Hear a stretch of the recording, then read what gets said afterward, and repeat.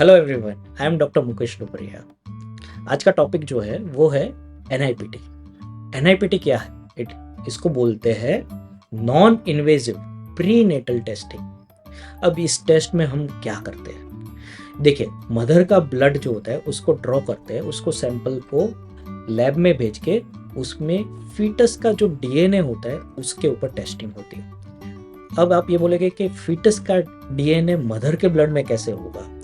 जो फीटस होता है उसका जो प्लेसेंटा में से थोड़े थोड़े सेल्स मदर के ब्लड में जाते हैं और वो ब्लड का टेस्टिंग होता है। अब ये टेस्ट क्यों किया जाता है? अब देखिए, कोई भी फीटस जो बनता है उसमें अगर कोई प्रॉब्लम होगा तो वो अपने आप ही अबॉर्ट हो जाता है। लेकिन अगर बच्चे में कोई एनोमलीज ऐसी है जो उसको सरवाइव कराएगा, जो बच्चा उससे जिंदा रह जाता है, वो बॉर्न होता है, तो उसको थ्रू आउट द लाइफ में उसको उस वजह से प्रॉब्लम होता है। तो ऐसी जो भी कंडीशंस है, जो क्रोमोसोमल प्रॉब्लम्स होती है और जो एनाटॉमिकल प्रॉब्लम्स होती है, उसको डिटेक्ट करने के लिए हम ये सारी चीजें करते हैं। जो एनाटॉमिकल प्रॉब्लम्स होते हैं, जैसे हार्ट में प्रॉब्लम होना, किडनी में प्रॉब्लम होना, या और कोई भी प्रॉब्लम्स होना, जैसे कि बहुत सारी उंगलियां, पांच से अधिक उंगलियां, जैसे 6 फिंगर्स होना, या ऐसी जो प्रॉब्लम्स होती है वो डिटेक्ट हो जाती है जब हम सोनोग्राफी में स्कैन करते हैं। लेकिन जो क्रोमोसोमल प्रॉब्लम्स होते हैं वो कभी कभी डिटेक्ट नहीं होते।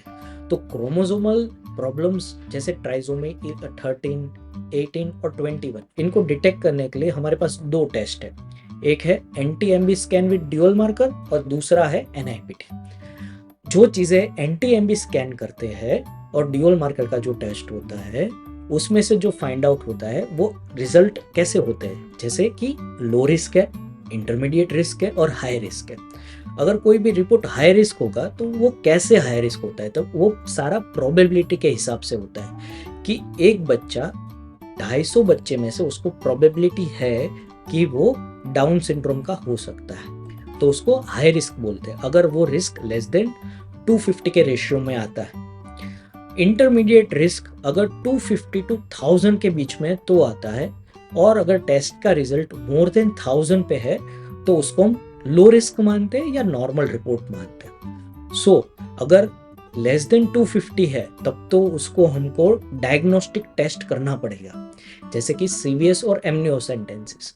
लेकिन अगर 250 से लेके 1000 तक है तो उसको इंटरमीडिएट रिस्क बोलते हैं, और इस रिस्क वाले बच्चों को या इस रिस्क वाले फेटस के लिए एनआईपीटी का टेस्ट है, जो रिपोर्ट कराने से अगर वो नेगेटिव आता है तो 99% चांस है कि ये बेबी में कोई भी प्रॉब्लम नहीं है और सेफली हम इसको कंटिन्यू कर सकते हैं। लेकिन अगर एनआईपीटी का रिजल्ट भी पॉजिटिव आता है तो हमको डेफिनेटिव टेस्टिंग जैसे कि सीवीएस और एमनियोसेंटेंसिस मस्ट हो जाता है। इसीलिए हर पेशेंट को एनटीएमबी स्कैन ड्यूअल मार्कर के साथ कराना ही चाहिए, और अगर उसमें कोई प्रॉब्लम आता है तो उसके बाद वाले जो टेस्ट है वो कराने चाहिए। टेस्ट कब कराना चाहिए? ये टेस्ट होता है फर्स्ट ट्राइमेस्टर में 11 वीक्स टू 13 वीक्स के टाइम पे। इस टाइम पे ये टेस्ट कराना हर प्रेग्नेंट वुमन के लिए बहुत जरूरी है। सो इट इज एडवाइजेबल कि आप अगर प्रेग्नेंट है और फर्स्ट 3 मंथ की प्रेगनेंसी रन कर रहे हैं तो आपको ये टेस्ट के लिए डॉक्टर को पूछना चाहिए। फर्स्ट टेस्ट जो आपको कराना चाहिए वो NT scan with dual marker है, ठीक है? That is the best test to do. तो अपना प्रेगनेंसी सेफ कीजिए, बच्चे को सेफ कीजिए, खुद सेफ होइए। All the best. Thank you.